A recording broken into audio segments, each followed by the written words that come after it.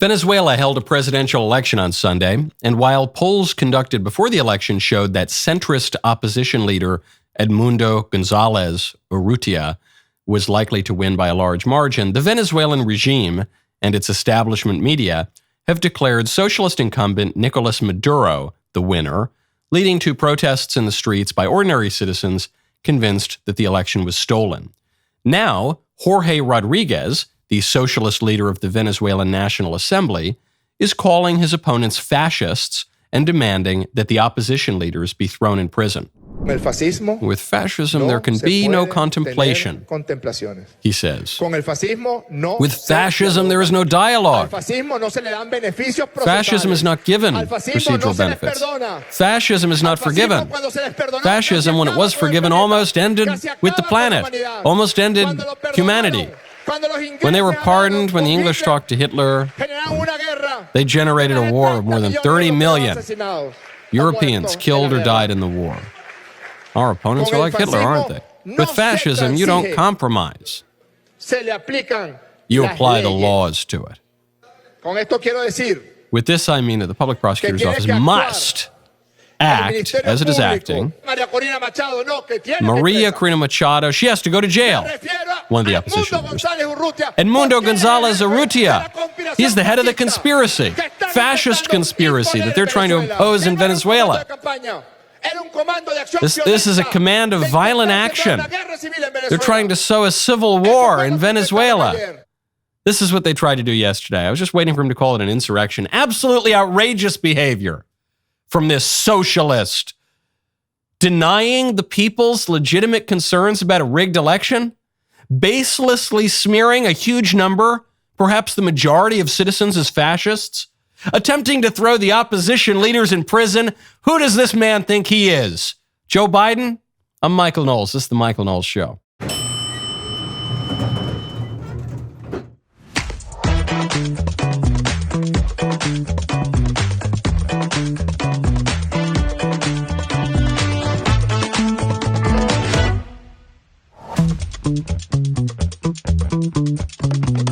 Welcome back to the show. The media are continuing the Harris campaign talking point, which is not about any issue in particular. They're just the Harris campaign, like a mean girl on a schoolyard, is saying that JD Vance, the vice presidential nominee for the Republicans, is weird. And to advance that line of argument, they've trotted out what appears to be a woman wearing a man's business suit, but actually turns out to be a man who identifies as a woman wearing men's clothing to prove that JD Vance is the weird one. That's kind of weird, I guess you would say. I got something that's really big. Forget about the presidential election. Who cares? Forget about, we're on the brink of World War III. Forget about that. This is a big announcement. If you're driving, pull over. If you're standing, sit down. We have the Mayflower Cigar Travel Humidor. I have waited for this for many months. We designed this a long time ago. It was in production, then it was on container ships, and now we've got it. I actually haven't seen it. This is my first time unboxing the Mayflower Cigars Travel Humidor. Let's see it. This is, wow. This is a thing of beauty. Look at this. Look at this. It's got a nice, nifty little handle. That's kind of cool. You usually don't see that on these. So you can carry this, throw this in your briefcase, throw this in your suitcase. You're going on a weekend. You're going to the cigar bar. You're going to a barbecue. It's got a lovely Mayflower cigar logo from dawn to dusk. Very subtle design here to blend with the black. The key, of course, is that you've got nice little padding here. So you throw it in your suitcase. Your cigars aren't going to get destroyed. It's got a great seal on it, which is really all you need in a humidor. These things are basically indestructible, really strong. I know for a fact that these are going to sell out very, very quickly. If you want one, you should order one right now. They're an extremely reasonable price. I try to do that with all my Mayflower stuff. We could charge a lot more money for the Mayflower cigars and for the cutters and for the now Travel Humidor, but I try not to because it's like the Mayflower. You know, I want it to be accessible. These are ordinary, hard Scrabble Americans who are able to enjoy some wonderful things like the crop that built our country. But it's going to be accessible luxury. So it's accessible at a price point. It won't be accessible when it sells out. Back to Venezuela. which I'm very happy to say does not grow tobacco. So I don't need to worry. If there's a civil war in Venezuela, it'd be very sad for many reasons, but there should not be any disruptions to my cigars, which is great. Reuters is reporting that the Venezuelan opposition says its victory is irreversible. 73% of votes have been tallied. The opposition leaders have won. The socialist incumbent regime has lost. That's it. It's irreversible. Right? No, it's very much reversible, actually. I remember, I'll give you a hypothetical. Let's say it's election night in a developed country, and it looks like one candidate is winning by a lot, and then they just stop all the counting, and then they wait like days and weeks even to finish the counting, and then all of a sudden everything gets reversed. That happens sometimes. And this is some political insight that you get not just from a tin pot dictator, well, a kind of tin pot dictator, I guess, not just from some third world banana republic. This is the kind of advice and insight you get from one of the most powerful presidents in the history of the United States to another one of the most powerful presidents in the history of the United States, albeit before he was elected. Franklin Roosevelt wrote a letter to his protege, Lyndon Johnson. This was in, I believe it was 1941, after Johnson had lost a Senate race. And this is reported in the great biography of Lyndon Johnson by Robert Caro. This is Path to Power, the years of Lyndon Johnson. FDR writes, Lyndon, apparently you Texans haven't learned one of the first things we learned up in New York State, and that is when the election is over, you have to sit on the ballot boxes. Famous line from Franklin Roosevelt. Oh yeah, Lyndon, you campaigned all right, but you forgot the most important part, which is who's counting the votes. This is, if you think of that meme of the brain, turning, you got the brain dead version, then you got the guy starting to think, then you got your brain starting to work, and then you've got really galaxy brain. The brain dead understanding of politics is that politics is about winning arguments. Look, I like to think that logic, rhetoric, oratory has something to do with politics, but that's basic stuff. The smarter version is when people say, politics, it's not about winning arguments, it's about winning popularity. Okay, that's true, but popularity and $1.50 will get you a cup of coffee if you don't turn out on election day. So then the smarter people, they say, no, politics, it's not about winning arguments, it's not about winning popularity, it's about winning votes. You got to get the votes. Okay, yeah, well, that's closer. You're getting closer. The galaxy brain take is that politics is not about winning arguments, not about winning popularity. It's not even totally about winning votes. It's about counting votes. Who counts the votes? Who watches to make sure that the person counting the votes isn't cheating? Who's sitting on the ballot box? That's the insight that President Roosevelt gives to future President Johnson. That is the insight that the socialist regime in Venezuela understands right now. And it seems that Reuters and a number of other people in the media have forgotten that. It looks like the people voted for the opposition leader. But does Venezuela possess the political structures to oust the socialist dictator from power? Right now, that remains rather dubious. But the victory is irreversible. Oh yeah? Tell that to Maduro. Tell that to the Venezuelan army. Tell that to the guy who's still sitting in power. Now, speaking of shady government activity, there are explosive new revelations from the investigation into the near assassination of President Trump just a few weeks ago. We know that there were massive security lapses. The Secret Service has finally admitted that this was a colossal failure. We are now learning that the shooter was rather sophisticated. We know that the shooter had a drone over the site to scope out the whole area where President Trump was going to be speaking. We know that the Secret Service did not use drones, kind of a basic technology these days. The 20-year-old shooter used this technology. The U.S. Secret Service didn't.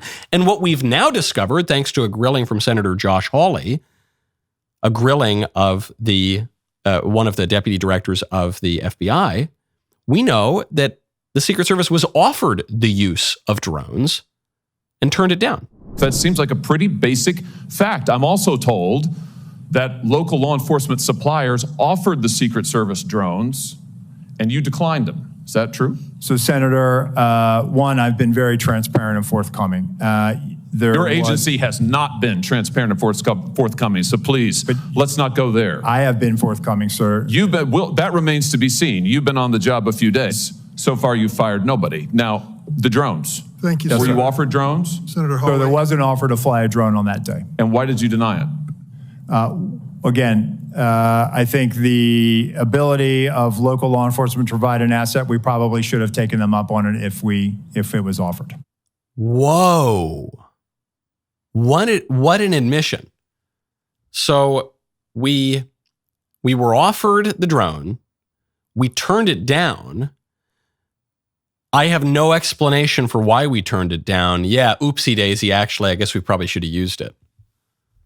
I love Hawley's smackdown of, sir, I've been very forthcoming. Actually, your agency lied, and you've been on the job for 5 minutes, so spare me. There's zero evidence that you guys have been forthcoming. There's a lot of evidence that you haven't been. We don't know anything about you, Deputy Director, other than you don't have an answer to a basic question. Why did you turn down a basic security measure? Why did you reject it?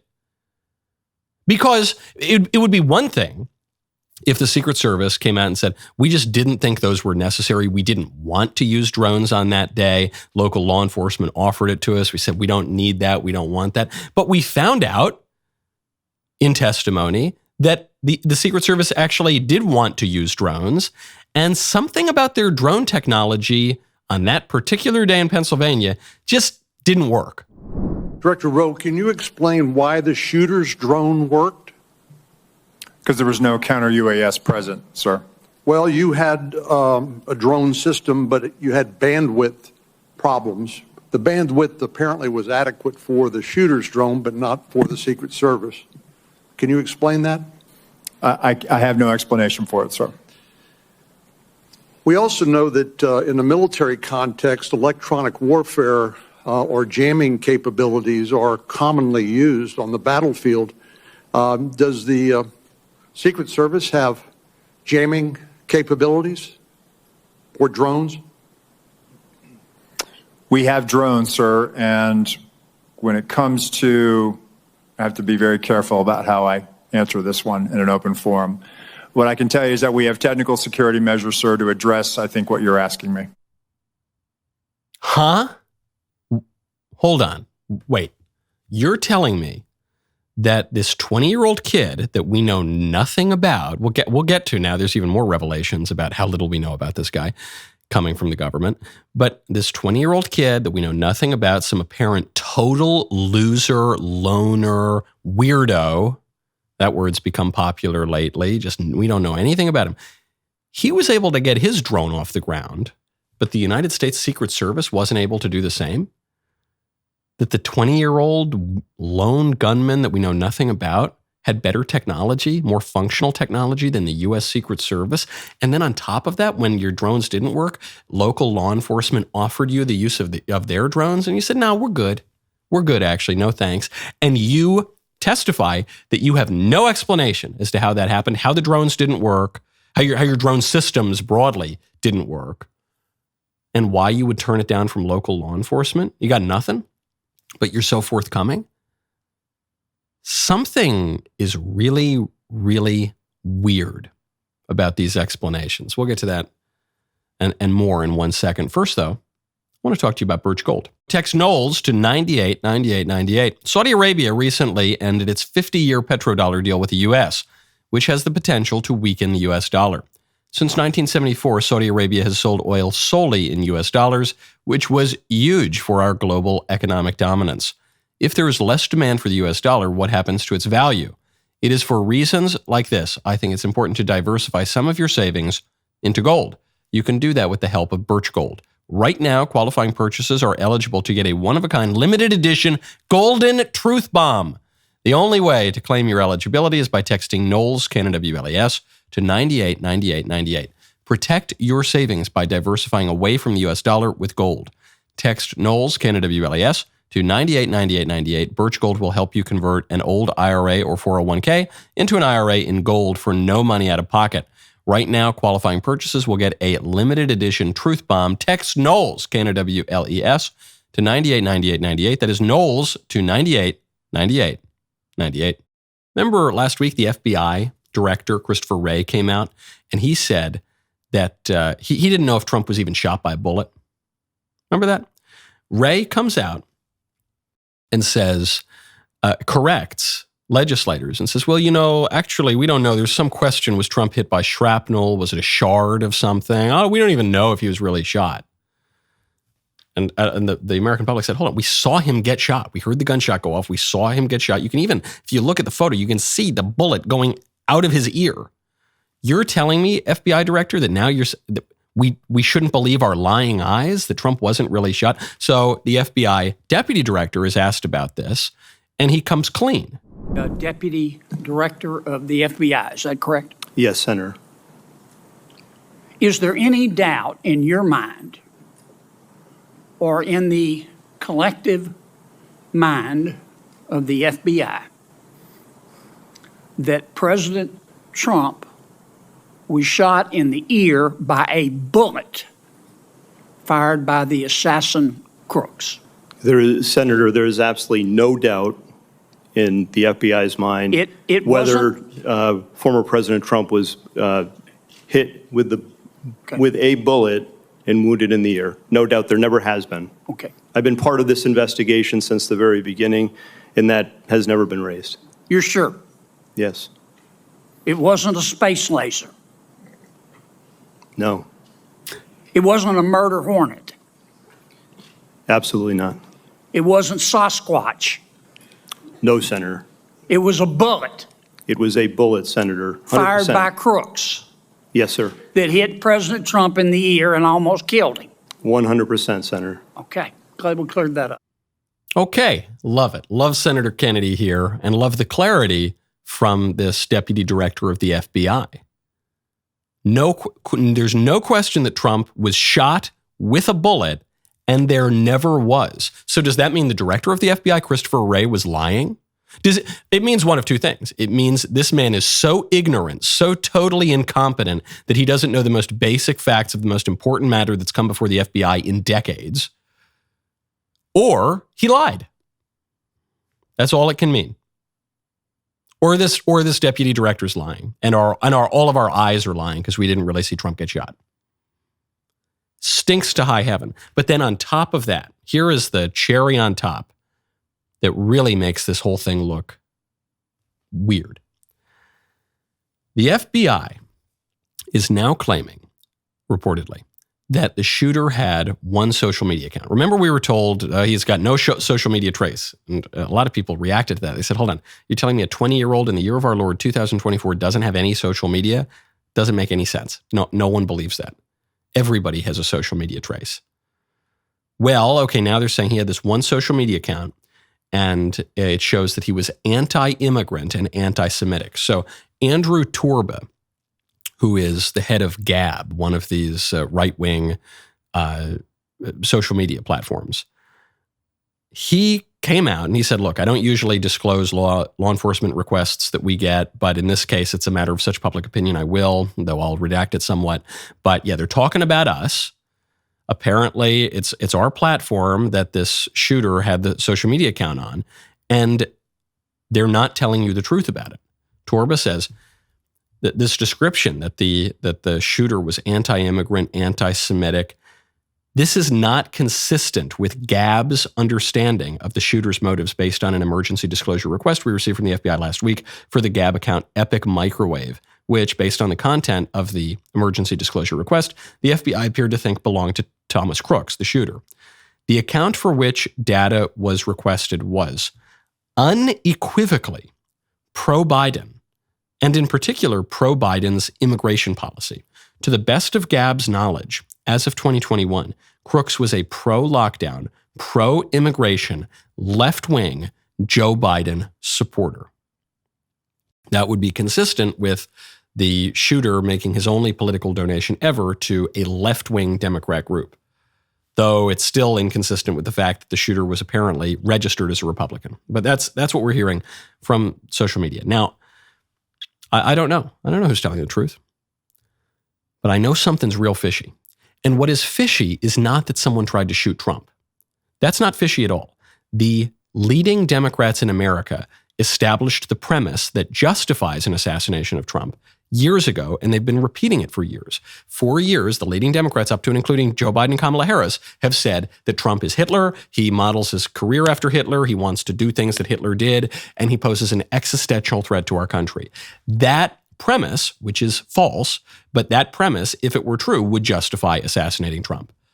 Unless you think we should go soft on Hitler. Unless you think, no, actually, Hitler's a nice guy. We should just talk to him. Unless you think that a country shouldn't defend itself against an existential threat. Existential. So it's not fishy that someone tried to shoot Trump. That's what the Democrats' language has been leading toward for many years. What's fishy is that the U.S. Secret Service and the FBI have been caught lying about it. In the case of the FBI, perhaps multiple times. The Secret Service came out and said, Trump did not ask for more security. That was a lie. We found out that Trump did request more security, and those security requests were denied. So the Secret Service was lying. That looks like a cover-up. The FBI has been caught lying. The director of the FBI said maybe Trump wasn't even shot. The deputy director comes out and says, we have always known that Trump was shot. It has never even been a possibility that crossed our minds that Trump was not shot. So that's a lie. Now, the FBI is claiming that the shooter had the social media profile that said one thing. The man who runs the social media network says that's not actually what his profile said. That looks like another lie. What's so fishy is not that a controversial politician was assassinated or was nearly assassinated. What's fishy is these major U.S. government institutions, the Secret Service and the FBI, have lied about it. At least once each, maybe twice in the case of the FBI. Why are they lying? What are they covering up? Could be that they're covering up their own incompetence. Or it could be more nefarious. All I know is every time they lie, every time they try to cover something up, it looks a lot worse for them. We need a country of responsible men.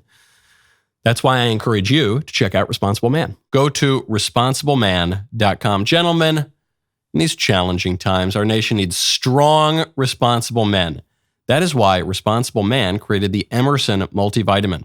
With 33 key ingredients, this American-made powerhouse supports your immune system, sharpens your mind, and keeps your heart and muscles strong. Right now, you can get your first order of Emerson multivitamins for just $27.99. That is over 30% off. Go to responsibleman.com and fuel your commitment to your faith, to your family, to your country. That is responsibleman.com right now. We live in a time when people don't even really know what a man is. However, this crisis of masculinity is going to be a real problem for America. You know, what's that meme? It says, easy times make weak men, and weak men make bad times and strong men. Anyway, the point is you need strong men. I feel like I'm George W. Bush. Go to responsibleman.com. Be the man America needs. As a Daily Wire Plus member, you get uncensored, ad-free shows, the latest breaking news, and more. Join the fight now at dailywire.com/subscribe. When the libs are not attacking Trump, they are attacking JD Vance. And the latest line is a word I've now used, ironically, many times in this show, weird. That's the new attack. They can't really hit Vance too much on policy. He has very standard, in some ways, moderate conservative policies, very popular policy views. Vance is obviously intelligent. He's very accomplished. He came from nothing, and he really made something of himself. The guy's totally unimpeachable. An ordinary person, a sensible person, would say he's actually quite normal and has done really great things in his life from a normal perspective, the perspective of norms and standards and living in a way that is conducive to flourishing. The libs are calling him weird, and so CNN just ran another JD Vance's weird segment by inviting on screen one of JD Vance's former classmates. This is someone from Yale Law School. There's really no lower level. Well, actually, Dante says this overtly and explicitly. There's no lower level of sin than those who betray their benefactors and their friends, the treacherous. And you see this especially at some of the prestigious universities where, I don't know, some people's careers do better than others. And that green-eyed monster comes out and, I don't know, some Yale Law School person wants to get 15 minutes of fame on TV by having known a notable person 15 years ago or something. So that's what happens here. But the irony of the whole thing is, in order to make the case that JD Vance is weird, CNN has trotted out what appears to be a woman named Sophia Nelson wearing a man's business suit. Sophia, thank you very much for sharing all of this with us. I know you did it after great consideration, and I appreciate it. I know everyone watching does too, so thanks. Thank you for your time, Erin. And yeah, absolutely. This was a difficult decision for me because, again, I do care about JD, and I'm a private person. I've never been on national TV before. This is, not comfortable for me. But I thought the American people had a right to know, and I thought needed to know that these MAGA people, they're not actually scared of you. They don't think there's anything wrong with you. They're engaged in political opportunism, and you're going to be all right. All right, Sophia, thank you. So hold on, got to correct the record here. To prove that JD Vance is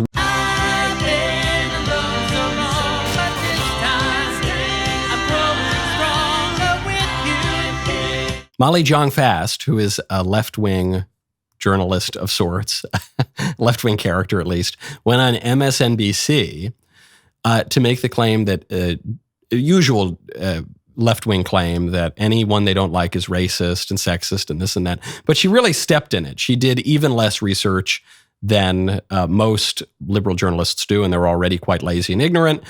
She said that JD Vance, he only wants there to be more white children in America. The stats are there.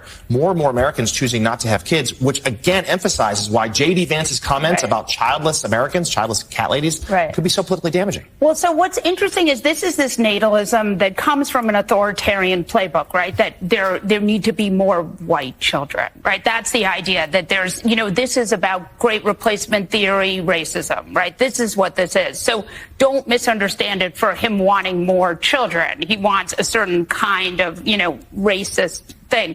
JD Vance doesn't want there to be more children. When he says that it's good to have families and have kids, he doesn't want there to be more kids generally. He only wants there to be more white kids, which is why he married an Indian woman and has biracial children. Wait, what? Whoops, huh? What? This woman. If Molly Jong-Fast did not exist, the conservatives would have to invent her. She doesn't even Google the man. She doesn't even look at a picture of his family. She's doing a segment. She's pontificating on JD Vance's understanding of family. She doesn't even Google JD Vance's family to realize he's married to an Indian and he has biracial children. No, he's probably a racist. He's a conservative. He's probably a racist. This reminds me, some years ago, a woman, a black liberal activist, went on David Webb's show, and she accused David Webb, a conservative radio host, of white privilege. And it's a radio show. So you call into the radio show. You're not on TV. You don't see people. And David Webb just starts laughing. And she goes, "Why are you laughing at me?" And he says, "Lady, if you knew who I am, I don't think you would be accusing me of white privilege because I'm a black guy." And it was a beautiful interview. I hope we can find the clip somewhere in the annals of the internet, because it showed you how disingenuous all these accusations are. It's just the knee-jerk reaction. So-and-so is racist. So-and-so is white privilege. So, and then they don't care. They don't even Google it. And even if they did Google it, Google rigs the search results anyway, so they probably wouldn't see anything even resembling the truth. But it's hilarious when it turns up. Now, before we move on from Molly Jong-Fast, I want to point out her first remarks. She says this natalism. Natalism is a fancy left-wing scare word for thinking it's good to have kids. That's what it means. You know, the thing that statistically everyone forever has thought? Yeah, now that's a terrible, scary, evil, far-right ideology. She says that wanting to have kids is an ideology that is authoritarian, far-right, racist. If you want to have kids, you're probably a fascist. You're basically Hitler if you think it's good to have children. Her saying this totally vindicates JD Vance's joke that he made on a TV show years ago that the libs are trying to make a big deal out of. On the TV show, he said, we're being governed by all these childless cat ladies. That's a problem. He's obviously not making fun of people who have suffered infertility. He's obviously not making fun of people who, for whatever reason, haven't had children. He's not making fun of nuns. He's not making fun of people in consecrated celibacy. He's making fun of a political type. He's making fun of a political ideology. And Molly Jong-Fast is proving it. Right. The rejoinder from the libs to JD Vance is, how dare you mock people who don't have children? How dare you mock people who, through personal circumstance, haven't had children, haven't been able to have children? But obviously, JD is making a political point, and Molly Jong-Fast admits it. She says, yeah. I view having kids as a political action. This is about a political ideology. We're going to call it natalism, and it's evil, and I condemn it, and we should discourage people from having children, because having children is far right and fascist and evil and extreme, and you're proving JD Vance's point. You are. Thank you, Molly Jong-Fast. That's so beautiful. And you're also proving JD Vance's point that you guys have no idea what you're talking about. Because you call him a racist white supremacist who only wants white kids, and his kids are half Indian. Speaking of Indians, Kamala Harris. This was a doozy. It made the rounds last night. Kamala Harris is hitting the campaign trail, and people are noticing a change in Kamala Harris. Not a change in how she looks, not a change in how she dresses, but a little bit of a change in how she talks. And you all helped us win in 2020, and we're going to do it again in 2024. Yes, we will. So let's get right. And we gonna do it again, man. You know that, across 110th Street. Pimp's trying to find a woman that's weak. You know what I mean, man? Jive turkey? That's right. Well, we're moving on up. That's not how I remember Kamala Harris speaking. I'd listen to Kamala Harris a fair bit, more than I'd like to. And she seems to speak differently than that. That sounded a little bit more, I don't know, a little bit more jive to me, didn't it? It kind of reminded me of when Hillary Clinton hit the campaign trail in 2008, and she started to sound a little bit different than she used to. I don't feel no ways tired. I come too far from where I started from. Nobody told me that the road would be easy. I don't believe he brought me this far to leave me. Yeah, in Kamala's defense, Hillary's black voice was way worse and sillier than Kamala's. Kamala, I'm not saying Kamala's was subtle. It's not. I'm not saying Kamala's was natural. Kamala Harris, though she is now presenting herself as, Malcolm X, the lady Malcolm S.X. or something. She's half Indian and then half Afro-Caribbean. So she really doesn't have any link to the African-American culture whatsoever. And she just speaks like an ordinary American. She doesn't have it. So even if she came out and, sort of put on a little bit of an Indian accent, that would be crazy, but you'd at least, okay, I guess maybe she heard that in the house as a child from, I don't know, or if she came out like, well, we're going to come to Jamaica and feel all right, man, one love. And then you'd say, well, again, kind of strange, Kamala, but maybe there's some heritage thing there. But for her to put on the accent, the caricature and stereotypical accent of American black vernacular is completely disingenuous. She has no connection to that whatsoever.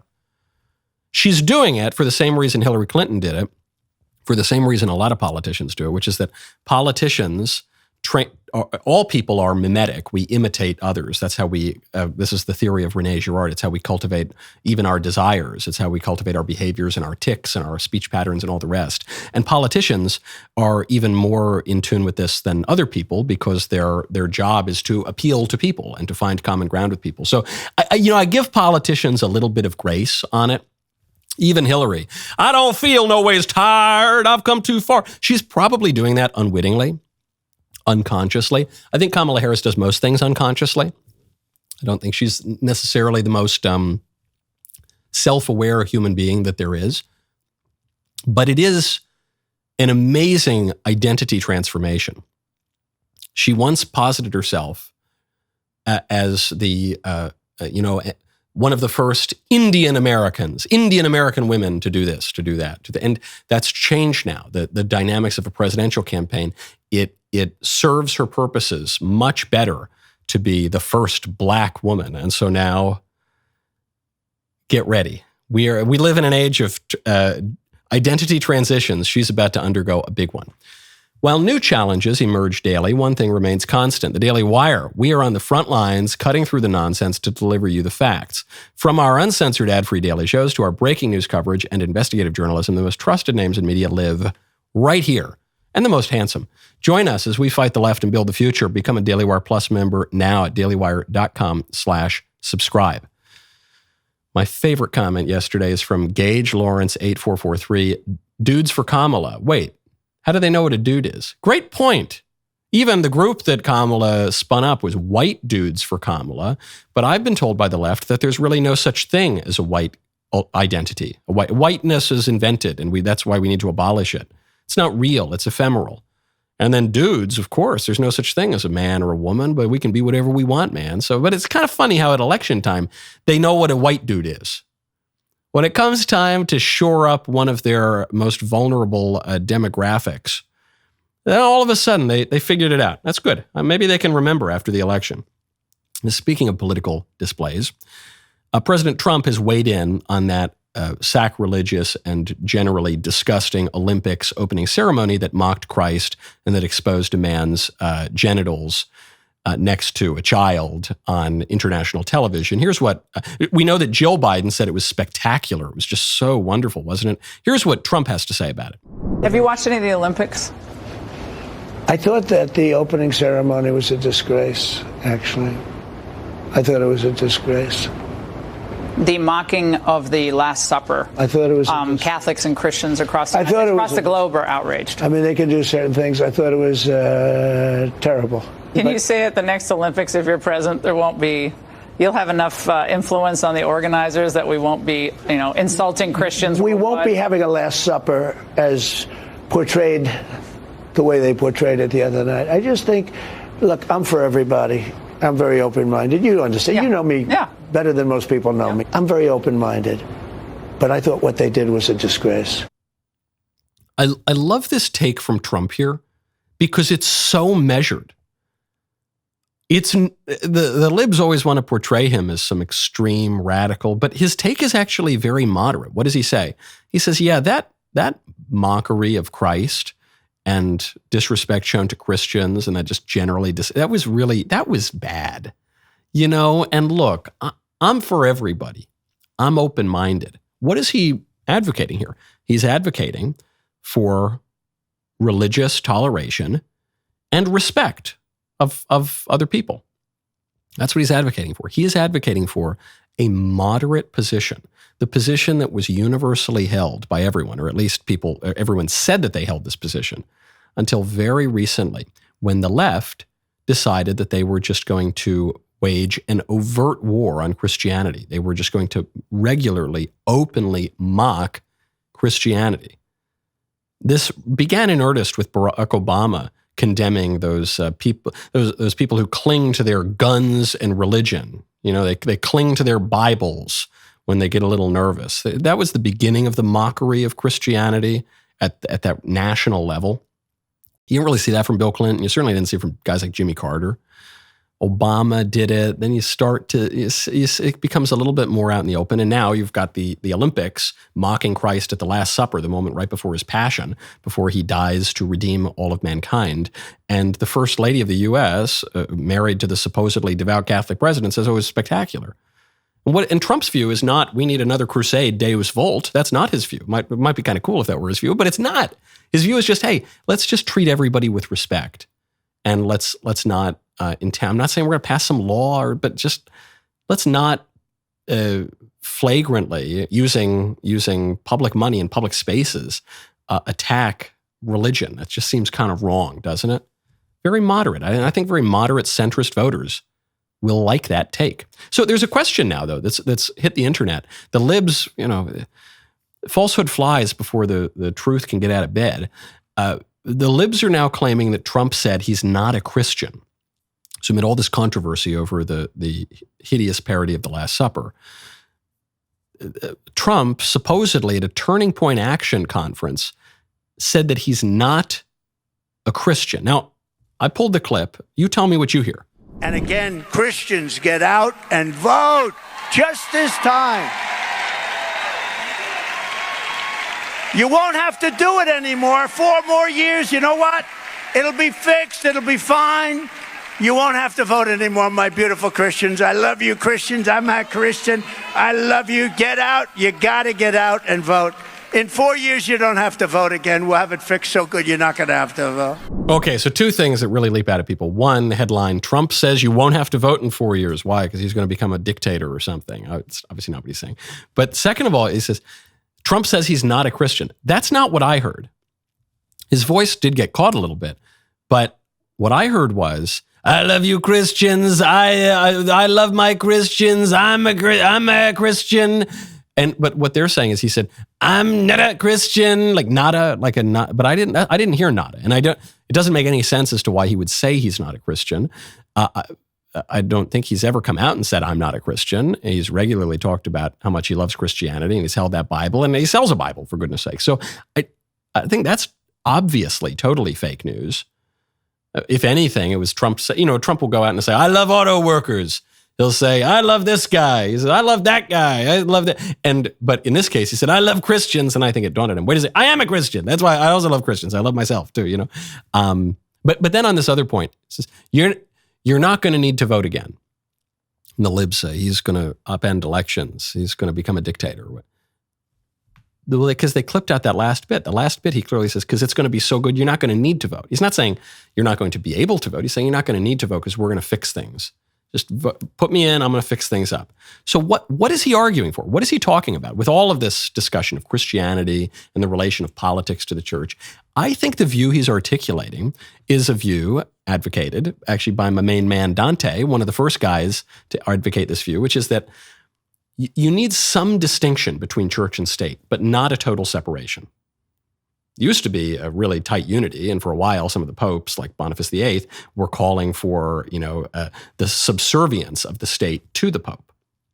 Dante very courageously said, no, that's bad, actually. The state derives its authority from God, the emperor derives his authority from God, and the pope also derives his authority directly from God. The state is a natural institution. It actually precedes the church. The church is formed within the empire. So one leads man toward his natural ends, one leads man towards his supernatural ends, but they relate to each other in this crucial aspect. Dante argues that the distinction between church and state should not be taken so literally as to mean that the Roman prince is not in some sense subject to the Roman pontiff, since this earthly happiness is in some sense ordered toward immortal happiness. Let Caesar, therefore, show that reverence towards Peter, which a firstborn son should show his father, so that, illumined by the light of paternal grace, he may the more effectively light up the world over which he has been placed by him alone, who is ruler over all things spiritual and temporal. A beautiful description. He's saying we want a distinction between church and state. We want the political power to have its realm, but we want the political power to be enlightened by the spiritual power. Because if the political power is totally divorced from spiritual reality, well, things could go really, really bad. Then you could get tyrannies. Then you could get totalitarian dictatorships that are totally contrary to truth and goodness and beauty. No. But you also don't want the church just dominate, like the hierocrats would want, just dominating the state.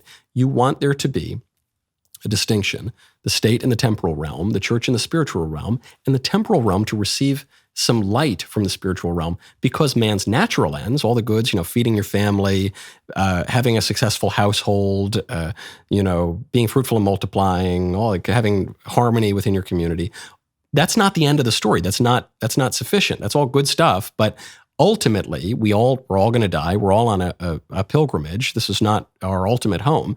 And so man's natural happiness is in some sense also ordered toward his supernatural happiness. Really, really good.